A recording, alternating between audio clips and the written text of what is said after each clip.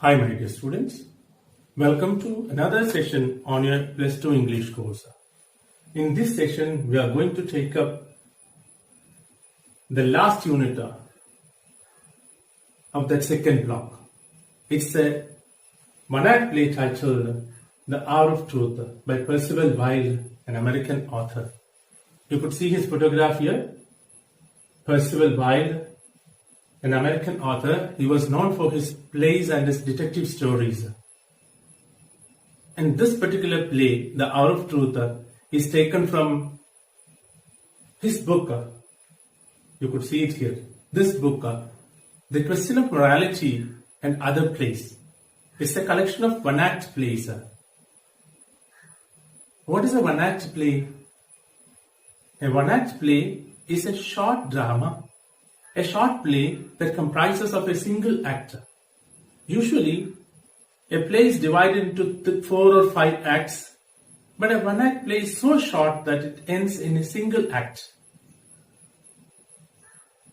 And now let us analyze the title of the play, The Hour of Truth. What does the title mean? What do you understand from that title, The Hour of Truth? The hour of truth simply means the time for truth. The time for truth. But children, is there any particular time for truth? No. Every hour, in fact every moment is the time for truth. But in ordinary situations, it's easy for us to be honest and truthful. All of us could be honest and truthful in an ordinary situation. But the true worth of a character is revealed when he is confronted with a testing situation. What is a testing situation? You imagine you are offered a huge amount of money. Take for example 10 million rupees just for telling a lie in a court of law or for doing an illegal thing. So you are offered a huge amount. And you have 2 options before you. One is to accept that offer and then solve all your financial problems forever. The other is to say an emphatic no. And to do that, you need to have strong moral values. And if you can withstand that temptation, this temptation is something very irresistible for most of us. But if you can withstand that temptation, it reveals the true worth of your character. So this play, The Hour of Truth, presents such a situation in the life of an ordinary man.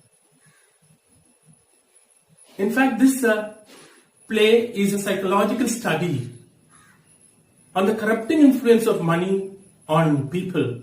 It's a study on how people tend to forget their morals and values when they face such a situation. The very prospect of getting some money corrupts their thoughts. The children, this play was written in 1944, but it's all the more relevant in the present day context because our society is getting more and more corrupt with every passing year. So for the modern man, money has become the new god and greed has become his new religion. So you see this cartoon here. What do you understand from this cartoon? It's an exact representation of the modern man, what he does throughout his life. What does he do throughout his life? Just goes after money, runs after money. He spends his life in pursuit of wealth.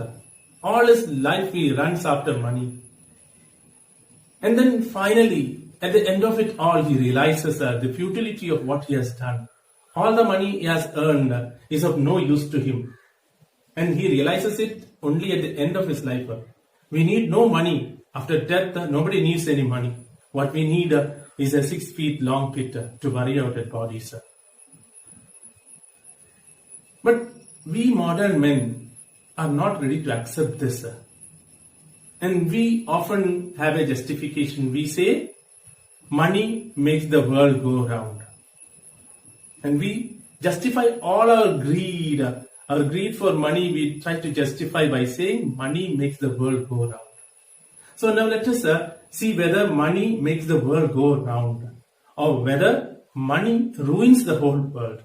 So you are going to watch a short video, a 1-minute video on how money could ruin the whole world. This greed for money could ruin the whole world. You would watch this video, and after watching that video, we'll be coming back for further discussions.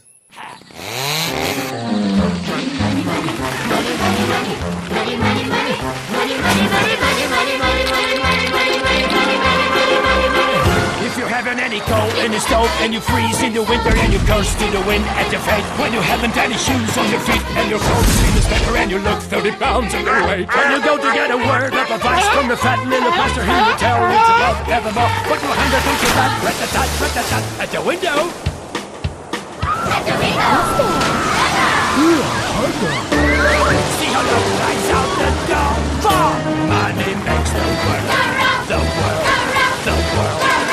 Money makes the clinking, clanking sound of money, money, money, money, money, money, money, money. Get a little money, money, money, money. Now do you get it? What do about it makes the world go round? Dear children, you have just seen how man's greed for money poses a great threat to the very survival of life on earth. And this greed for money is the root cause of corruption in our society. You just look around, you could see corruption is spreading like cancer. Everywhere there is corruption. For example, outside every government office it is written, demanding or accepting bribe is a punishable offense. But what is the reality? This cartoon will tell you the reality. What does it say?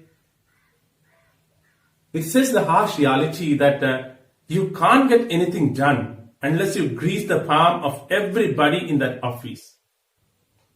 Starting from the office peon to the highest officer.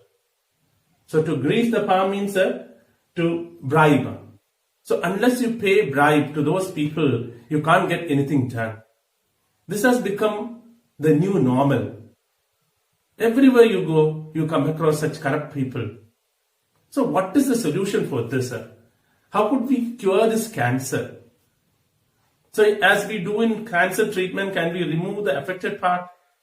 And is there any part that's not affected? So where lies the solution? So I think the only solution is to inculcate moral values in our children at a very early age itself, so that at least in future we could ensure a corruption-free society. And I think this is the message that the play conveys to us. If we could adhere to certain values and principles in life, we could certainly withstand such temptations. And this play also conveys that truth will ultimately get rewarded. Truth prevails over falsehood. And this play also conveys that whatever short-term gains we get through unfair means won't last forever. And ultimately we have to pay a heavy price for our dishonesty. So this is what the play conveys to us. And let us now go to read the play. Before that, let me introduce the characters to you. There are some 6 characters here. The first one is Mr. Robert Baldwin, the protagonist of this play. And he is the secretary to Mr. John Gresham, the president of a powerful private bank. So the protagonist is Mr. Robert Baldwin, the secretary to Mr. John Gresham, the president of a bank. And then comes his wife, Mrs. Martha. And thirdly, Mr. John Gresham Baldwin. Mr. John Gresham Baldwin. He is Robert Baldwin's son, but his name is John Gresham Baldwin. What does it show? It shows Robert Baldwin's love and respect for his employer, his boss. He has named his son after his employer. He has put the name John Gresham. So now fourth one is Evie, their daughter, Robert Baldwin's daughter. And next fifth one, Mr. Marshall, the president of another powerful bank, the Third Nationals. And finally, there is a minor character, the maid. These are the characters in this play. Now, the scene is set at Mr. Baldwin's cottage. And the weather outside is not so pleasant. It's unbearably hot and sultry. And this unpleasant weather is symbolic of the mindset, the troubled mindset of the entire family. The Baldwin family is troubled by something, and that is indicated by this troubled weather. Now, the entire family, Mrs. Martha and her two children, are eagerly awaiting for the return of Mr. Baldwin. Mr. Baldwin has gone to meet his employer, Mr. John Gresham, who has been arrested on charges of misappropriating the investors' money. And both the children, John and Evie, are worried about the newspaper reports that suspect Mr. Baldwin's involvement in this crime. And as the curtain rises, you see Mrs. Martha and two of her children involved in a very serious discussion. And let's now listen to their discussion. But before we do that, before we watch the play, I would like to thank my students who have helped me in bringing out this video. Without their help, I couldn't have done anything. They have lent their voice. They helped me in preparing this video. They did everything possible to help me. So a big thanks to them all for supporting me in bringing out this video. So let us now watch this video, the first part of this play. And after you watch that, we'll come back for a brief discussion on that. The scene at Baldwin's. It's a rather hot and sultry Sunday afternoon, and the sun overhead and the baked clay underfoot are merciless. In the distance, lowering clouds give promise of coming relief, and at the parlor window of a trim little cottage, the Baldwin family is anxiously awaiting the return of its head. John, the son, an average young man of 27, is smoking a pipe as philosophically as if this day were in no whit more momentous than any other. But his mother, trying to compose herself with her knitting, has made little progress in the last half hour, and Evie, his sister, takes no pains to conceal her nervousness. There is a tense pause. It seems as if none of them likes to break the silence. For the 10th time in 10 minutes, Evie goes to the window and looks out along the sultry road. It's time he was home. Yes, Mother. I do hope he hasn't forgotten his umbrella. He has such a habit of leaving it behind him. Yes, Mother. It might rain. Don't you think so, Evie? The sky is so dark. There was a flash of lightning. John, run into your father's room and see that the windows are closed. That's a good boy. Right, Paul. What does Mr. Gresham want with him? Has he done anything wrong? Your father? No, Evie. Then why did Mr. Gresham send for him? He wanted to talk to him. What about? Mr. Gresham has been arrested. They are going to try him tomorrow. What can he want with father? Your father will have to give evidence. But he's going to give evidence against Mr. Gresham. Why should Mr. Gresham want to see him?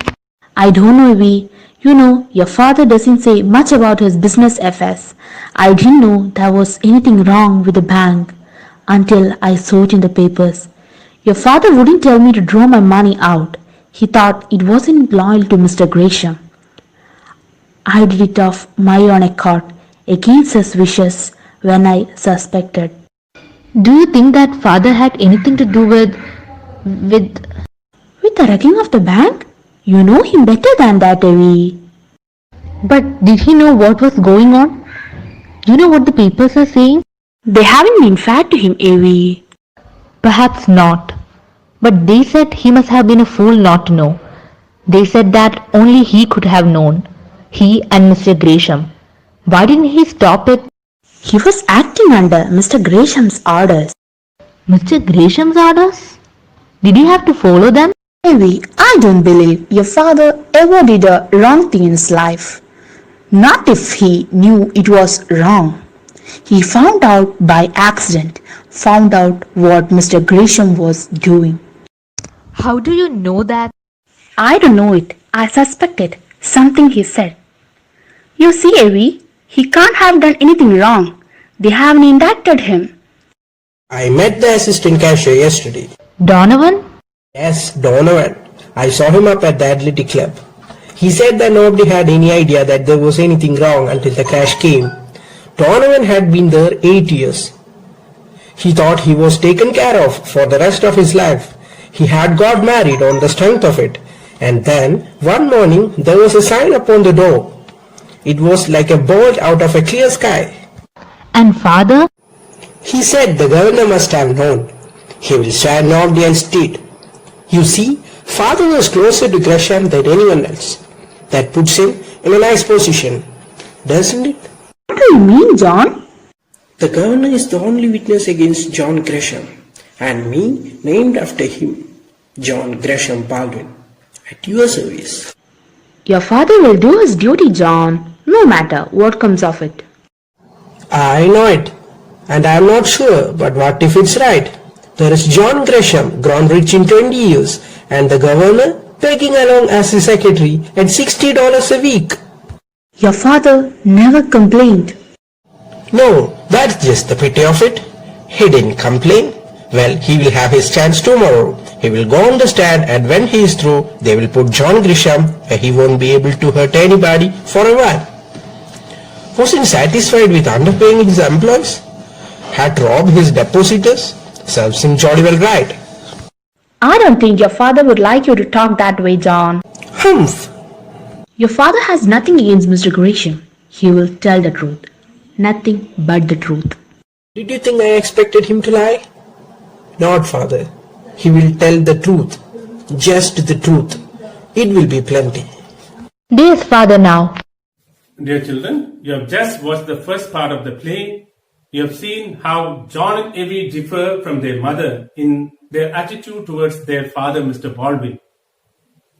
On the one side, we have Mrs. Baldwin, who has full faith in her husband. She keeps on repeating that her husband hasn't done anything wrong in his life. On the other side, we have the two children, John and Evie, who are a bit suspicious about their father's role in this crime.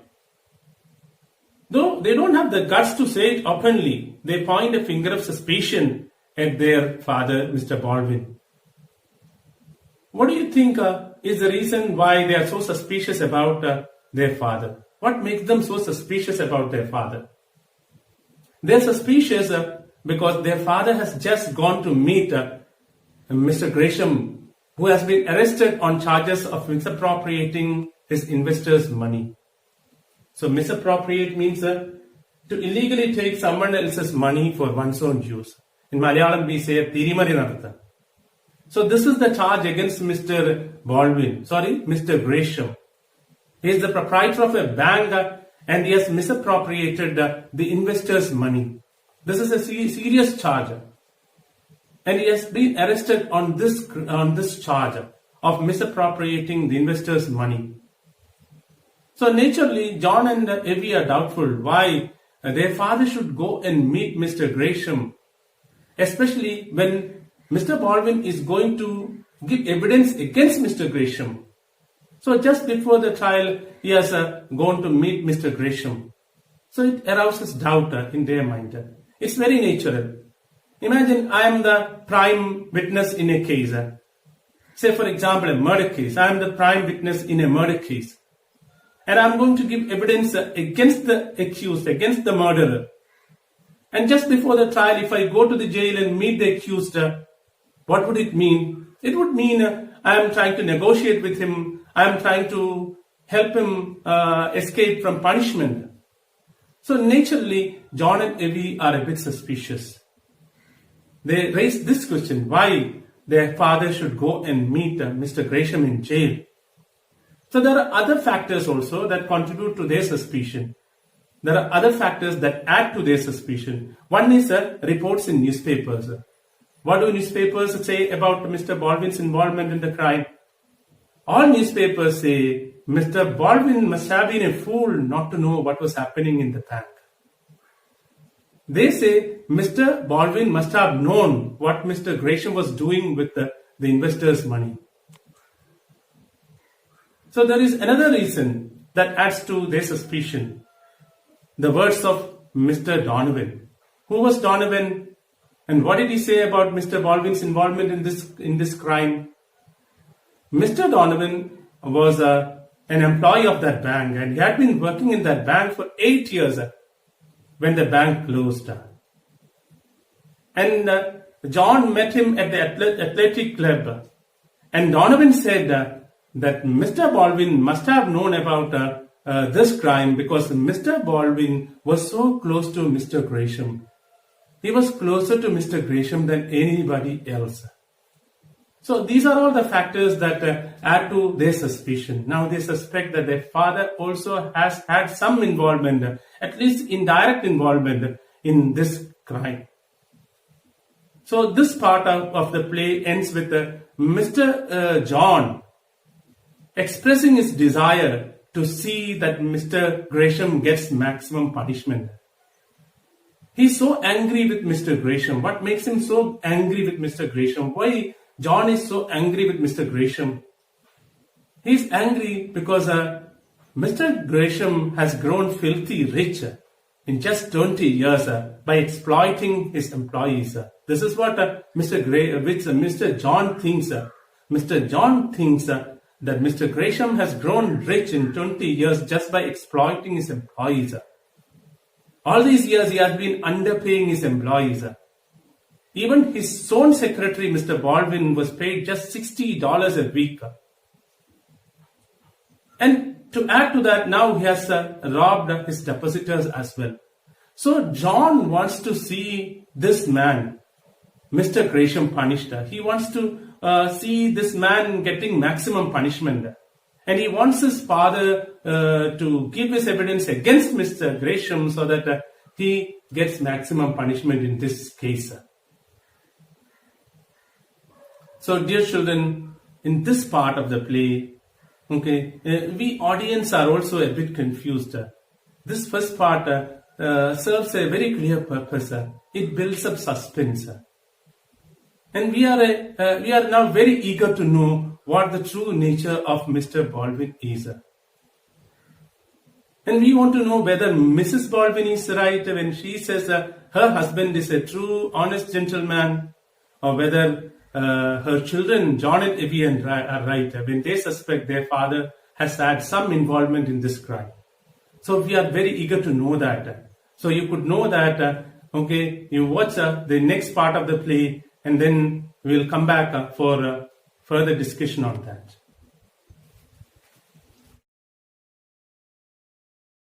Avi, you stay here. Let me talk to him first. Wonder what Gresham had to say to him. It has started to rain. Yes. Hello, Dad. How are you, my boy? Heavy. You are sure? Your shoes aren't wet, Robert? I took the car.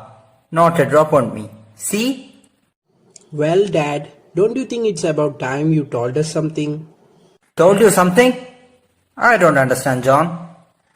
People have been talking about you, saying things. What kind of things, John? You can imagine? Rotten things. And I couldn't contradict them. Why not, John? Because I didn't know. Did you have to know? Wasn't it enough that you knew your father? I beg your pardon, sir. It was only a day before the smash-up that I found out what Gresham was doing. I told him he would have to make good. He said he couldn't. And what happened? I told him he would have to do the best he could. And the first step would be to close the bank. He didn't want to do that. But he did it. I made him do it. He was angry, very angry. But I had the whip hand. The papers didn't mention that. I didn't think it was necessary to tell them. But you let your name rest under a cloud meanwhile. It will be clear tomorrow, won't it? Today Gresham sent for me. The trial begins in 24 hours. I am the only witness against him. He asked, you can guess what? He wanted you to lie to save his skin. Hey, wanted you to perjure yourself? That wouldn't be necessary, John. He just wanted me to have an attack of poor memory. If I tell all I know, John Gresham will go to jail. No power on earth can save him from it. But he wants me to forget a little. Just the essential things. When they question me, I can answer, I don't remember. They can't prove I do remember, and there you are. It would be a lie, Dad. Of course, but it's done every day, and they couldn't touch me, any more than they could convict him. How dared he? How dared he ask such a thing? What did you say, father? Well, son, what would you have said? I would have told him to go to the devil. I did. Bully for you, Governor. I knew. I didn't use your words, John. He's too old a friend of mine for that. But didn't mince matters any. He understood what I meant. And what did he say then? There wasn't much to say. You see, he wasn't surprised. He has known me for 35 years. And well, anybody who's known me for 35 years doesn't expect me to haggle with my conscience. If it had been anybody else, I would have struck him across the face. But John Gresham and I were boys together. We worked side by side, and I have been his employee ever since he started in for himself. He's desperate. He doesn't know what he's doing, or he wouldn't have offered me money. Offered you money, Dad? Yes, $100,000. What?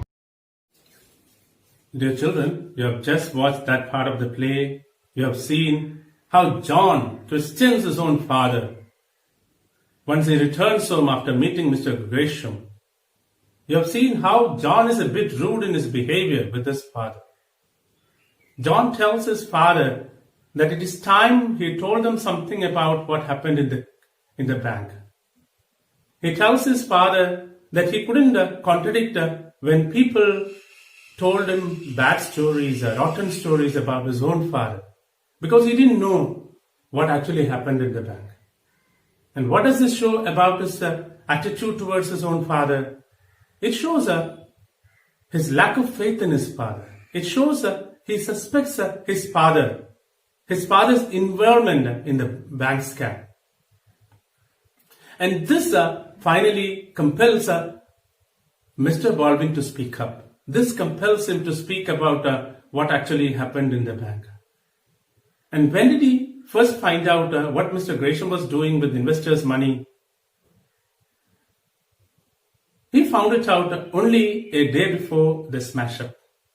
Smash-up means a crash. Here in this context it means a bank crash. So he found it out only a day before the bank crash. And what did he ask Mr. Gresham to do?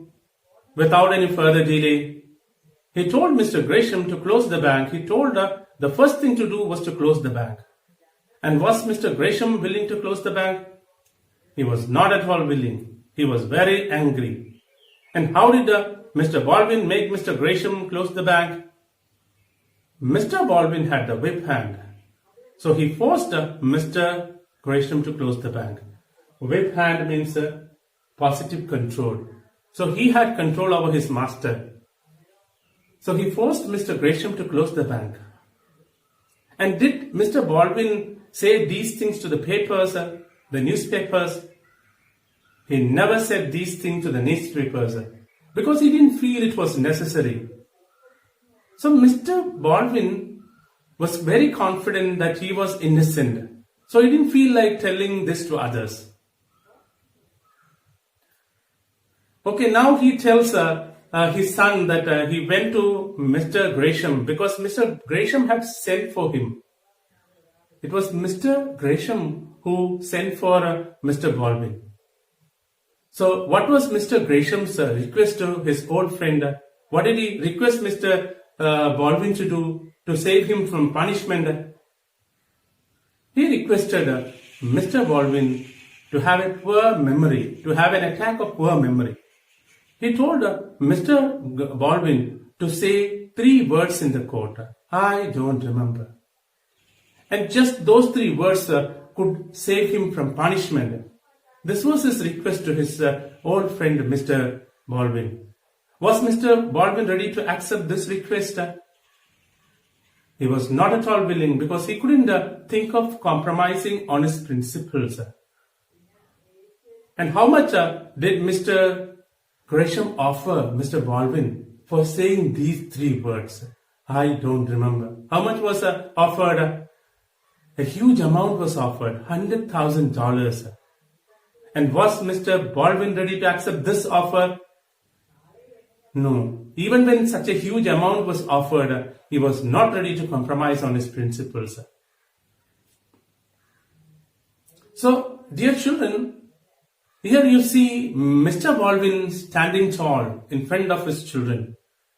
His children, John and Evie, have been suspicious about their father's involvement in the crime. But now he comes out clean. Now in the next part of the play, we are going to see some new developments, some stunning developments. But we can't take it up now. We'll be taking it up in the next session. But I think it's better you read the rest of the play on your own so that you could enjoy it. So anyway, we'll take it up in the next session. Okay, goodbye.